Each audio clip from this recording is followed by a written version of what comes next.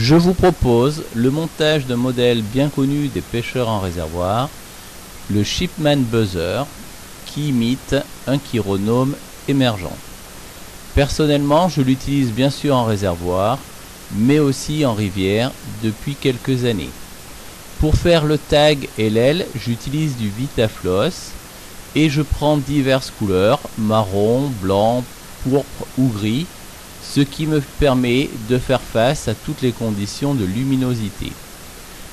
En principe, je mets 3 épaisseurs de Vitafloss pour faire le tag et le toupet, et je laisse aussi le Vitafloss au milieu, ce qui me permet d'avoir une épaisseur pour faire le sous-corps. On utilise un tinsel pour cercler ensuite le corps. Alors, comme je l'ai dit dans le petit topo qui accompagne la vidéo, souvent le modèle est monté avec un tinsel assez large, un tinsel holographique. Moi personnellement, je préfère utiliser, surtout sur les modèles en hameçon 16-18, un tinsel plus fin qui me permet d'avoir plus de place pour ébouriffer le dubbing. Une fois qu'on a fixé le tinsel, on va faire le corps avec du dubbing, et là il faut un dubbing pas trop fin. Le lièvre convient très bien. Au niveau des couleurs, je dirais que ma base c'est le noir, mais j'utilise aussi le gris, le beige, le olive et le orange qui marche très bien en réservoir.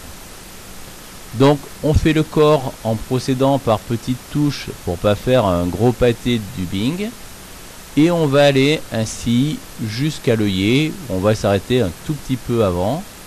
Ce que je disais tout à l'heure, l'avantage du polyfloss fait qu'on a déjà une épaisseur pour le sous-corps.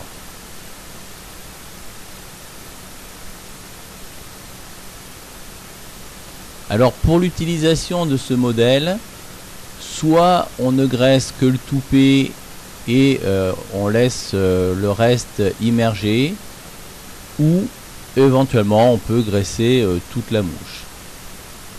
On cercle avec le tinsel, quasiment donc jusqu'à l'œillet. On arrête avec la soie de montage. On coupe l'excédent.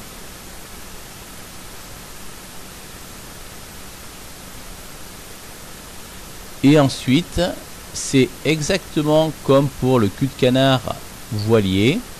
On va rabattre le polyfloss vers l'arrière, et avec les enroulements de la soie de montage, on va faire une tête qui va redresser le toupet. Une demi-clé pour arrêter. Ensuite, un ou deux nœuds finales. Ceux qui ont un petit peu peur rajoutent un peu de cyano ou de vernis, mais normalement ça tient très très bien. C'est un excellent modèle en rivière. Moi je l'utilise beaucoup dans les parties où il y a des courants, et en réservoir, notamment lorsqu'une légère brise fait frisoter la surface. Ça ramène pas mal de surprises, et en général de bonnes surprises. On rectifie la longueur du tag. Ensuite, bien sûr, l'aile que l'on va couper. Alors bien sûr, c'est difficile de donner une dimension, mais trop petite, on ne la verra pas. Trop grande, elle va se charger d'eau et la mouche va couler. Donc je dirais c'est entre les deux. Voilà, c'est à vous. Bon montage.